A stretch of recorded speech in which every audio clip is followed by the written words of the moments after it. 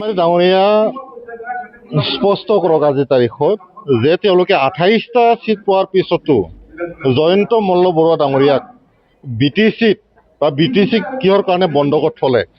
আজিৰ তাৰিখত BTCৰ চিফ কোন, জয়ন্ত মল্ল বৰুৱা নে হাগ্ৰামা মহিলাৰী? মানুহবিলাক কনফিউজ। প্ৰথমতে তেখেতে ইয়াৰ উত্তৰটো দিয়ক।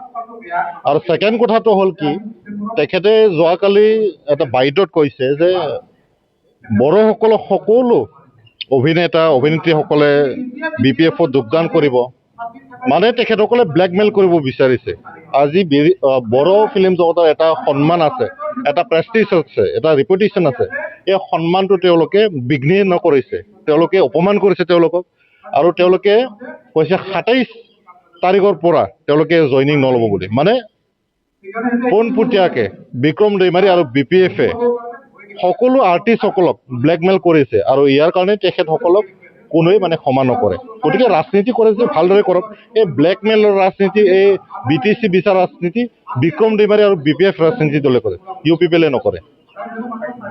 ভেৰগাঁৱত বুলি নহয়, তেখেতৰ এতিয়া BTCতে জেগা নাই। কাৰণ সেইদিনাখন আমি এটা মেছেজ দেখিছিলোঁ, এজন কোনোবা ছোৱালীৰ লগত তেখেতৰ খুব মানে বেয়া ঘটনা হৈছে। গতিকে এই বেয়া ঘটনাটো তেখেতে এতিয়ালৈকে স্পষ্টীকৰণ দিব পৰা নাই। এই ছোৱালীৰ লগত কি সম্পৰ্ক আছে?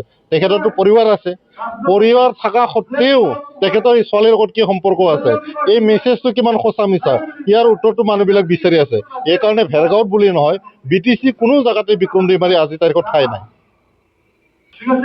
বিক্ৰম দৈমাৰী তেখেতে TCLCC চেয়াৰমেন হয় ভেৰগাঁও সমষ্টিত। তেখেতৰ একো ভেলু নাই ইয়াত। তেখেতক সকলোৱে বুজি পায়, তেখেতে 2 নম্বৰী থকা বাছমানক বুলি কয়। গতিকে তেখেতৰ ইয়াত স্থান নাই, যিহেতু তেখেতে ইফালে ইফালে আবুল তাবুল বগি পেলাই ঘূৰি থাকে। গতিকে যিটো কেঁকুৰাৰ মানে ভেলু নাই, ই ইফালে ইফালে ঘূৰিবই। ইয়াৰ কথা বেছি পাতি পেলাই লাভ নাই।